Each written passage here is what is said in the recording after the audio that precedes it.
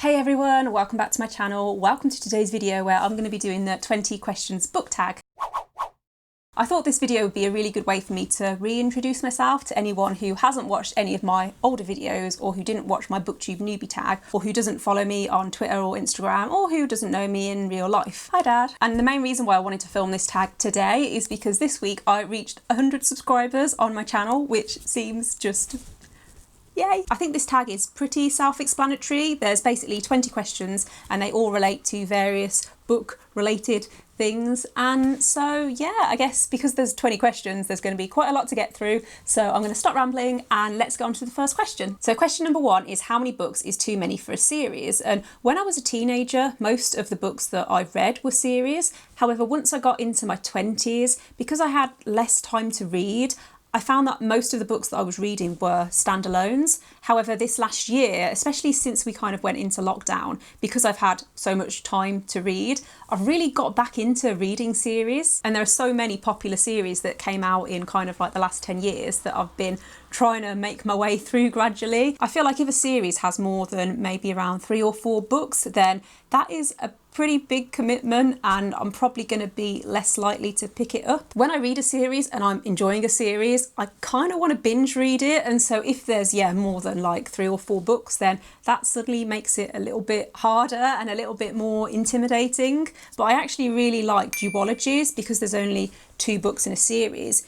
It means that you can still get that character development and there's still a little bit more time for the story to develop, but it's not as big of a commitment, if that makes sense. So question number 2 is, what do you think about cliffhangers? And I like them if they're in the middle of a book, like if they're at the end of a chapter, because it encourages me to keep on reading and it keeps my attention and it keeps me interested. But yeah, it is stressful if you get to say the end of book 1 and there's a massive cliffhanger and then you have to wait like a year or 2 for the next book to come out. Like, that is quite annoying. So question number 3 is, do you prefer hardbacks or paperbacks? And I think that hardbacks are beautiful. I think they're quite heavy to hold and so they're not the most practical to read. But I also love a floppy paperback. Like, I've got one on my bookshelf, hang on. Kind of like that, you know, where it just like flops open and it's so easy to read. I love that. But actually, and I know this is kind of an unpopular opinion, especially within the online book community, but I would always, if given the choice, choose an ebook over a paperback or a hard book. I think a lot of people might know this already, but I was diagnosed with cancer last year. And while I was having chemotherapy, I only really had one hand free. And so I found it really difficult to read physical books like hardbacks or paperbacks, and so I got used to reading on my Kindle because it was lighter and I could hold it in one hand, and I've kind of kept that habit up, and so now I do just prefer reading on my Kindle because it's what I'm used to. I do still enjoy physical books and I do still have quite a lot on my bookshelf, but given the choice I would usually always choose an ebook. Question number 4 is, what is your favourite book? And I would absolutely love to know if anyone can actually answer this question, because I can't. I think because I read so many different genres, I have favourite books in each of those genres. Like, I'll have a favourite thriller, or I'll have a favourite romance, or I'll have a favourite fantasy. But to narrow it down to just one, I can't do it. Question number 5 is, what is your least favourite book? And again, I find it really difficult to answer this, but I could probably say what are my least favourite books that I've read this year. So the first book that I actually read this year I didn't like, and that was The Cows by Dawn O'Porter. I actually read her other novel, So Lucky, last year and really enjoyed it. I gave it like 4 stars, but I went back and read The Cows in January and I really didn't like it. I really didn't like it. Another book that I read quite recently that I actually mentioned in my September wrap-up was Caraval by Stephanie Garber. It wasn't a bad book, but I gave it 2 stars because I just didn't enjoy it as much as I was expecting to. Question number 6 is, love triangles, yes or no? And I mean, let's be honest, they're usually pretty much a love V rather than a love triangle, but I'm kind of indifferent to love triangles. Like, I don't love them, but I don't hate them. What I don't really like is when it's quite obvious that the author wants the main character to pick one person over the other. I do much prefer it when you can't actually work out who the main character is going to choose. For example, in The Hunger Games, throughout those books, you can't really work out whether Katniss is going to choose Gale or Peter. And so I didn't mind that as much, although I didn't actually like the ending of that book, but that's a story for another time. Question number 7 is a recent book you couldn't finish. And I don't actually DNF books that often. There's not many that I've not finished this year. However, I recently started listening to The Chain. I think it's by Adrian McKinney. I started listening to it on audiobook because I got a copy through BorrowBox, which is like a free app that I get through my library, and I got a few chapters in and I just couldn't really get on with the narration, so I thought I'm not even going to try, and I just gave it back. But I would like to try and read a physical copy of the book at some point because I did like the story, it was just the narration wasn't really for me. So the next question is a book you're currently reading, and I am currently reading Blue Lily, Lily Blue by Maggie Stiefvater, which is the third book in the Raven Cycle series. I'm only about 80 pages in, so it's too early for me to say whether I'm enjoying it or not, but it's very similar to the other books in the series. It's very slow, very character driven, but I'm hoping it will pick up now that I'm like a good chunk of the way through. So yeah. Question number 9 is, what was the last book you've recommended to someone? And I can't actually remember.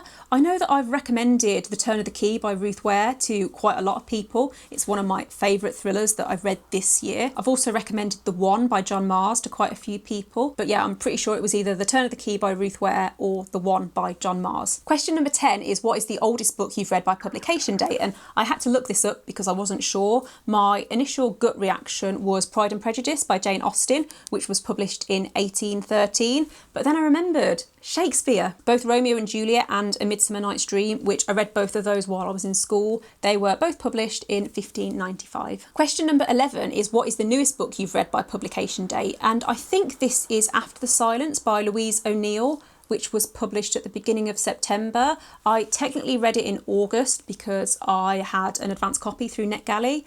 It was okay. I gave it, I think, 3 or 4 stars. It's kind of like a domestic drama with like a murder mystery story running through it. But if you like Louise O'Neill's other books, then I think you'd enjoy that too. Question number 12 is, what is your favourite author? And again, I have quite a few. I have different favourite authors depending on the genre. So I'll have a few favourite authors for romance, a few favourite authors that I think write really good thrillers, and a few favourite authors who write fantasy. But just to name a few of my favourite authors by genre, for fantasy I really like Leigh Bardugo and Laini Taylor. I think they're both really good at world building and I really like both of their writing. For thrillers, my favourite authors are C.L. Taylor and Cara Hunter. Cara Hunter in particular writes really good crime thrillers. I think her D.I. Adam Fawley series currently has 4 books. The 5th one's coming out next year, and I've actually got an ARC through NetGalley, which I'm so excited to read. But yeah, if you like crime thrillers, then I would definitely recommend them. I was trying to think who my favourite romance author is, and I think I'd have to go for Mary McFarlane.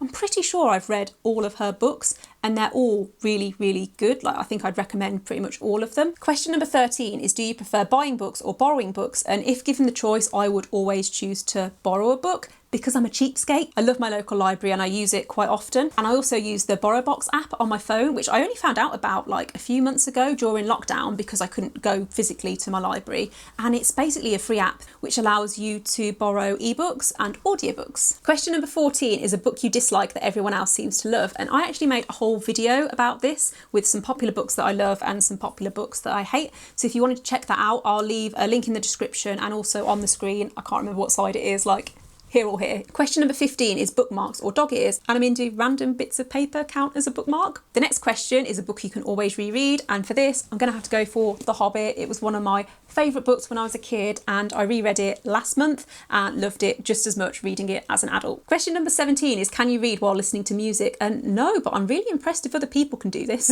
Question number 18 is, do you prefer one point of view or multiple points of view? And I like either. What I actually really like is when you get a book that is told mostly from one person's point of view, but every so often you get a shorter chapter that's told from another perspective, so it gives you that kind of outside look, if that makes sense. If a book does have like multiple perspectives, then I think it's really important that each voice is really distinctive, because otherwise it can get really confusing. I think a book that does this really well is Six of Crows. That has like, 5 different perspectives, and yet I never got confused at any point. I could tell exactly who I was reading about with each chapter. Question number 19 is, do you read a book in one sitting or over multiple days? And this really depends on the size of the book, because obviously if a book is like 800 pages long, I'm probably not gonna read it in one sitting, but I do enjoy binge reading books, especially at the weekend. Like sometimes I'll wake up on like a Sunday morning and I'll get all cozy and I'll just sit and I'll read for like 4 or 5 hours, and it's great. During the week I don't have as much time to read because I work full time, so I tend to read for like an hour or 2 in the evening before I go to sleep, and so it does take me that little bit longer to finish. So the final question, question number 20, is, who do you you tag? And I probably should have prepared an answer for this, but if you've watched this video this far and you have a booktube channel and you haven't done this tag yet, but you would like to, then I tag you. Okay, so that brings me to the end of the video. I'm not sure how long this video is going to be. I feel like I've been filming for quite a while, but hopefully I can cut it down into a video that makes sense. But if you enjoyed this video, then please don't forget to give it a thumbs up, click subscribe if you haven't already, and I will see you in the next one. Bye.